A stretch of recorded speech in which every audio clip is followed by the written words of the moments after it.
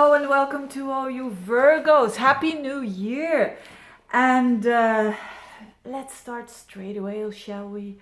I hope you will have the best year ever, you Virgos. I already talked about that it's going to be so different in 2017, that the energies are way better for Virgos. In general, of course, don't forget, because that Neptune-Saturn square that was going on in 2016 was really tough for some Virgos. But what's happening in January? I'm going to do this a quick one, but a good one, okay? Quality before quantity. That's what we Virgos like, don't we? First of all, it's going to be a bit of a reminder of last year, because whenever there are planets in mutable signs, like there are going to be a very important planet now, Mars and Venus, they are going to be in Pisces, which initially is not bad for you Virgos, because that means that there's going to be a lot of contact between you and other people. Your seventh house, Pisces, the Pisces house is your house of communications, so that's not a bad thing at all. But there are some cautions, you could say, and that's why you are watching these videos, aren't you? Why? Because these planets are going to trigger Neptune and Saturn again. Although it is not as harsh anymore, and we kind of know the energy, still it's going to be very important. So I start with the most challenging part here, because there's a good part of January as well. Now, and the good part is your ruler, by the way, Mercury goes direct, but more of that in a minute. First of all, that Venus and Mars are in Pisces for approximately the whole month. And what does that do? Well, at the very beginning of the month, with Mars and Neptune together over there in your seventh house, it's a bit of a warning. A warning, especially when you are that kind of Virgo that has just started a new relationship. Have your feet on the ground, Virgos. Be the Virgo that you are. Have the feet on the ground, even though your heart is very romantic and it's dreaming, and that's fine, but know that you're dreaming. When you are in a relationship, you might the first couple of days of the month, you might think, what the hell is going on with him or her? Because you don't really know what's going on. They kind of are acting a bit different, so to speak, and you cannot pinpoint them. And a Virgo really doesn't like that, when people are a bit like this and a bit like that. And yeah, no, a Virgo is normally very straightforward. It wants a yes or a no, and it can deal with that. But it's going to be that kind of month, your Virgos, that you won't always know the answer, which is not what we like, do we? But anyways, so you, forewarned is forearmed, or how do they say that? That's just a couple of the first days, and then that energy of making. So be aware around that time. Be aware that misunderstandings can happen, especially with men, because Mars is men, and your seventh house of other people. So it could be clients as well. If you work with clients, it could be, there's something not quite clear about them, but it will. As soon as Mars is away from that Neptune, which is already after a couple of days into the month, then we have got Mercury going direct on the 8th of the month, which is great for you, and it's going direct in your 5th house of self-expression. So whatever it was that was difficult to express, you did it, or whatever it was that another person had some difficulties with expressing, you accepted it, you accepted the truth, and you can go on. So this is great energy, Mercury going direct in your 5th house. And then the same Mars is going to bump into Saturn and Chiron. And this is a huge one. This is around the midst of the month, so like the 15th, 16th, 17th, 18th, 19th, that kind of period, but it's all building up towards that. And what's going on is that same Mars there in your 7th house, and then Saturn in the 4th.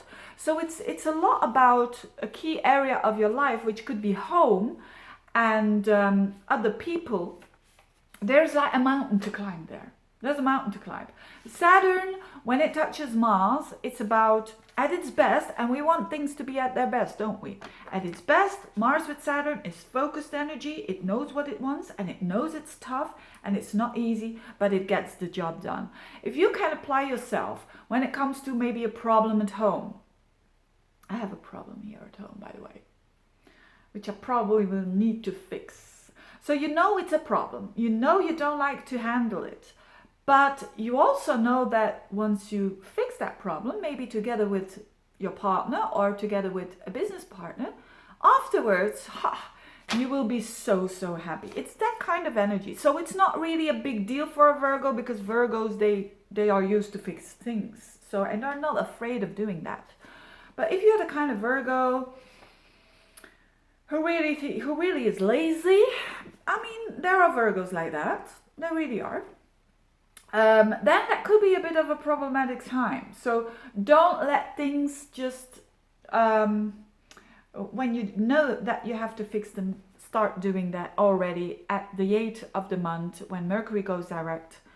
Use your very clever thinking to fix that problem, whatever it is, but it has to do with house and it has to do with other people. Okay. It also has to do with Chiron.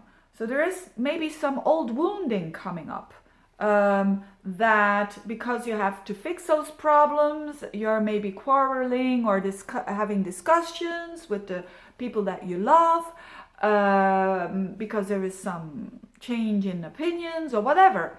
So if that happens, just go through it. That's basically healing.